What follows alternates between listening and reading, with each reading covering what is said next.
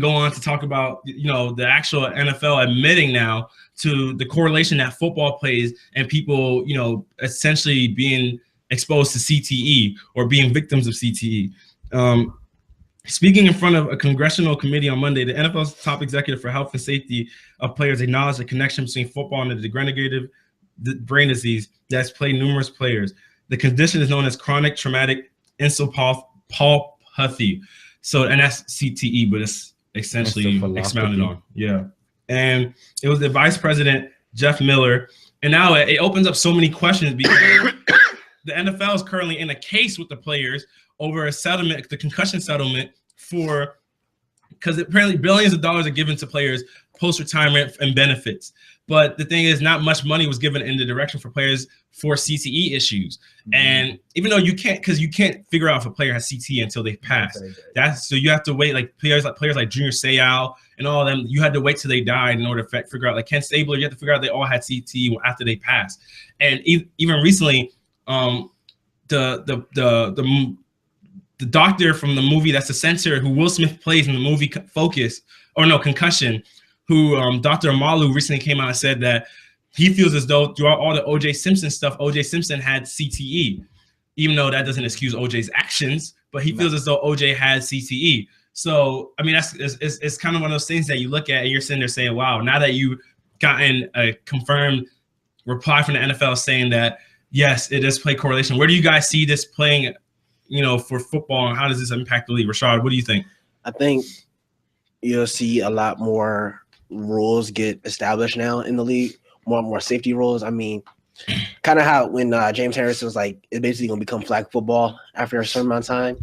I honestly think it's going to start becoming something similar to that, because you're now about to be in a league where every player in the league now, after they retire, is going to ask for money for, CTE, stuff like that. So now you have to make sure your goal is, which is it's a BHAG, honestly, is basically saying we're gonna completely eliminate concussions. So it's a BHAG, but you're looking at it like everybody's gonna want money now.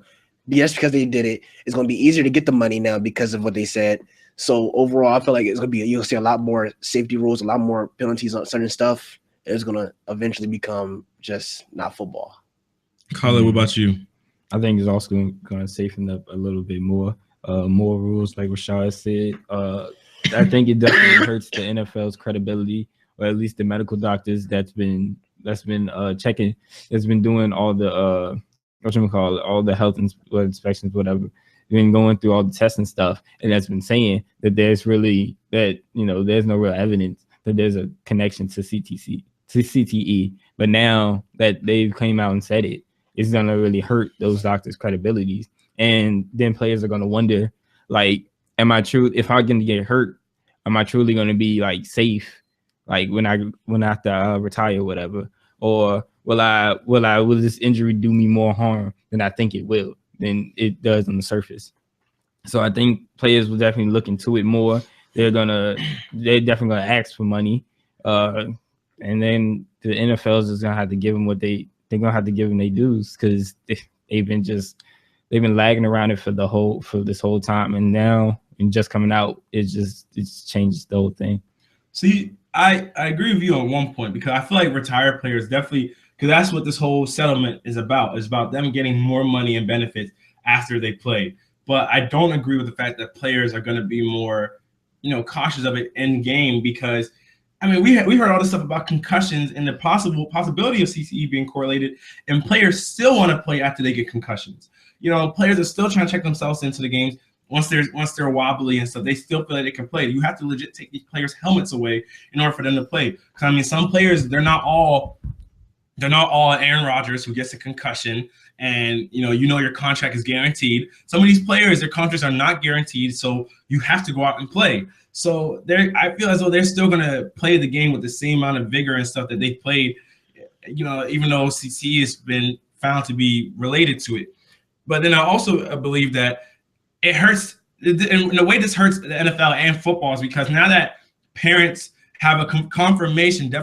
I mean, you already were skeptical of it before, but now that you have a confirmation that the two are definitely correlated. Imagine how many parents now are going to be like, well, I don't want my kid playing football. Well, I'd rather my kid play basketball. I'd rather my kid play, tennis. I'd rather my kid play baseball or something like that, because they realize how dangerous the sport of football is. And not even just the sport of football, maybe the sport of boxing also. Because, imagine how many hits you're taking to the head as a boxer. So it hurts both these leagues because of the fact that now that you come out and pretty much confirm this, and I don't even understand, because I heard it could have been a mistake, but because earlier in the Super Bowl week when the NFL was asked about this, the NFL hired doctor said that no, they don't correlate. And now you come back out now weeks after. Yeah, you know what I'm saying? Now you say there definitely is a correlation. It's a contradiction of yourself. So it makes NFL look a certain kind of way. But when I sit there and think about it, it's just I just hope that the game of football doesn't end up being something of a memory. You know what I mean? Because I feel like there will always be football in the United States. Football is America's game. But how many rules can we put into football where players are starting to second guess what they do? The game is essentially geared for the offensive players now, because defensive players can't hit above the head. Now they're hitting lower. So, you're hitting lower, but now you're hitting lower doesn't essentially mean better, because now you're telling me there's just going to be a lot of players on crutches in wheelchairs as they get older, because they're going to have torn ACLs and, torn MCLs, torn meniscuses, all that stuff because of these low hits. So it doesn't essentially mean the betterment for the league, because it slows down. Because imagine a defensive player is coming, he has to watch where he's hitting now, because and sometimes offensive players catch the ball and brace for hits and they lower themselves. And if a defensive player hits them, you know what I'm saying? Defensive player hits them, then that's a flag. So it's one of those things that you look at and you're just like, man, how do you fix it?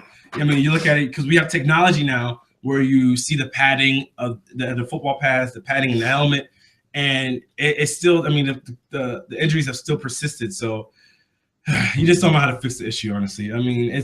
It's one of those especially things, since they can't diagnose until a player dies. Yeah, that's like definitely the biggest problem. Yeah, it sucks, man. It sucks. So I hope because we all love the game of football. It's just I hope definitely, because these players definitely deserve, in these settlements, they deserve more money towards the CTE problem, because CTE manifests itself as the players continue on in life.